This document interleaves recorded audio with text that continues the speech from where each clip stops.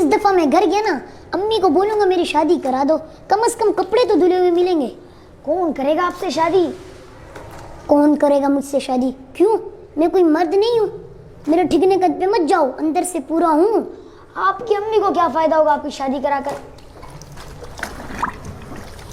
अम्मी को कपड़े धोने पड़ते हैं, बर्तन मांजने पड़ते हैं और घरेलू काम करने पड़ते हैं। उसकी इन कामों से तो जान छूटेगी। बोलना यार, अम्मी मान जाएगी। मुझे क्या पता मानेगी नहीं मानेगी।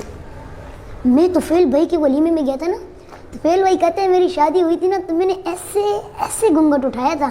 ज़्यादा ड्रामे नहीं कर, कपड़े दो। पता है कितना खर्चा आता है शादी में? शादी शादी लगाया हुआ है, कौन देगा आपको खर्चा? पैसे? हाँ बात सुन, हमारे मोहल्ले की गली गली में जो लूसी कुत्ते घूमते हैं ना, उनको एक कंटेनर में बंद करके चाइना को भेज देंगे। पता है कितने पैसे मिलते हैं? फी कुत्ता 1000 रुपये, यानी 100 कुत्ते 1 लाख रुपए। क्या ख्याल है भाई? तोबा तोबा, कहाँ से आते हैं आपके दिमाग में ऐसे आइडियाज़?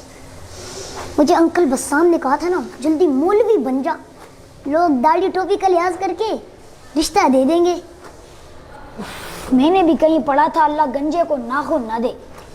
अगर अल्लाह ताला आपको तवील कद और डोल शोल जैसा जिस्म देते तो चार शादियां हो जाती भाई, मजे।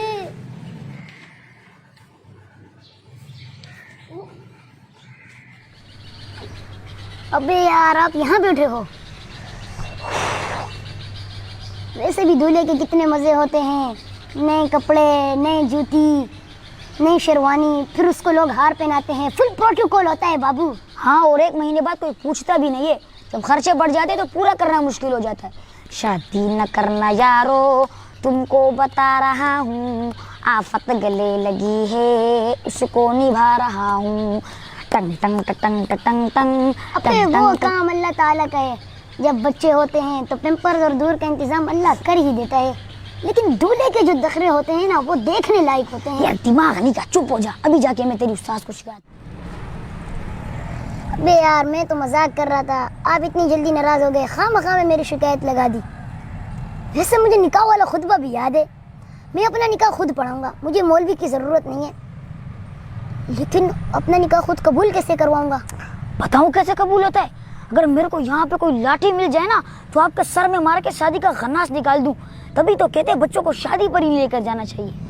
इधर आ, मैं बच्चा नहीं हूँ, सब समझता हूँ। मेरी शादी में लड्डू के डब्बे, छुआरे, जलेबियाँ, कमाल है यार। ऐसा लगता है एक ही दिन में इज्जत, दौलत, शोहरत और जन्नत वाले मज़े मिल जाते हैं भाई। मुझे बता, मैं कहाँ जाकर मरूँ, कहाँ डूबूँ, और मैं आपकी शादी की बकवास नहीं सुनना चाहता। प्लीज़ मुझे माफ़ कर दो, मुझे माफ़ कर दो। अबे यार, मैं तो मजाक कर रहा था, ये भाई तो सच में गुस्सा होके चले गए।